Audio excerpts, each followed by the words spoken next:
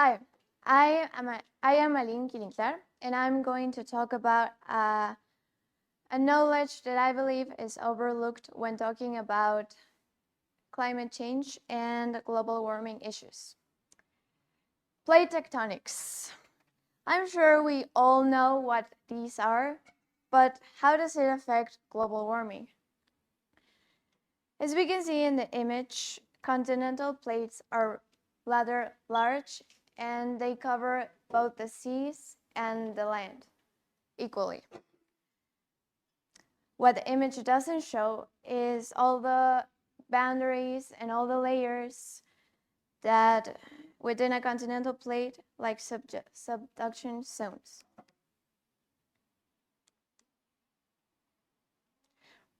These subduction zones is where volcanism is the most prevalent, and also fault lines.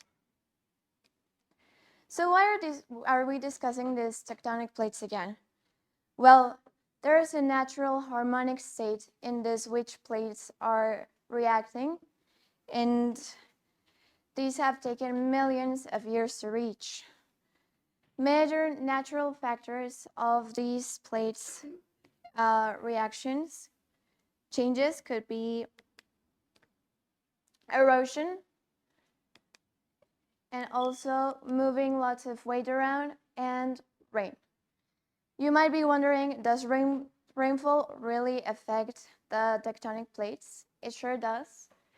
Excessive rainfall can cause oversaturation, and also not much rain can cause the tectonic plates to separate.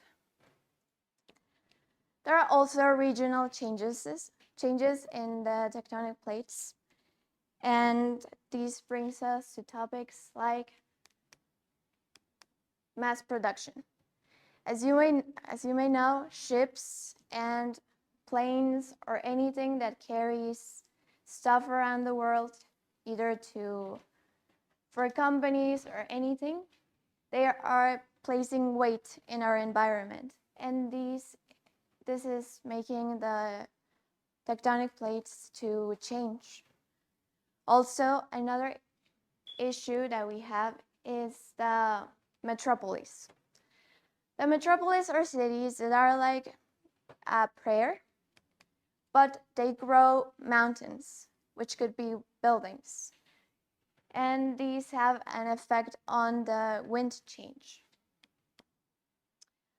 We also have earthquakes, and earthquakes is obviously human activity. They're because of human activity. So the earth had a system that nature gave it, nature created it, and it would take millions of years to change this. However, we as humans, we have changed it in only a couple of years, and that's unbelievable because we had a perfect, beautiful world and we're destroying it. Our next topic is that one that is affected over a longer period of time, and this is topography. Mining, as we know, weakens the tectonic plates, and it also causes changes in wind currents. Well, we need mining for the world because of obvious reasons. We need the rocks and everything, but is it really worth it?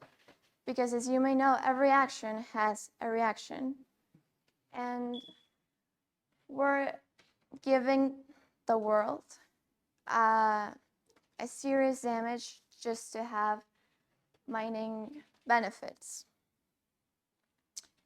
So we have here a tree. And with this tree, what am I trying to say? I'm trying to give you something to do. Well, there is already being RFID blockchains developing, and they're being designed, and they will play a key role in monitoring weight distribution globally. But we can also do something as individuals. And I challenge all of you to plant a tree. But people who go and plant trees most think that you just planted a tree and that's it. I don't want you to do that. I want you to plant a tree and think of a larger image. I want you to think, how tall will that tree grow? How it will affect wind changes, and as tall as it goes, it also increases weight.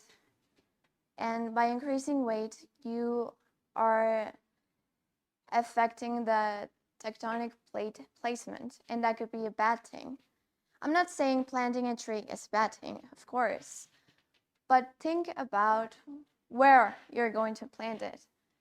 I need you to think deeply in the repercussions that it could get if you planted it anywhere. So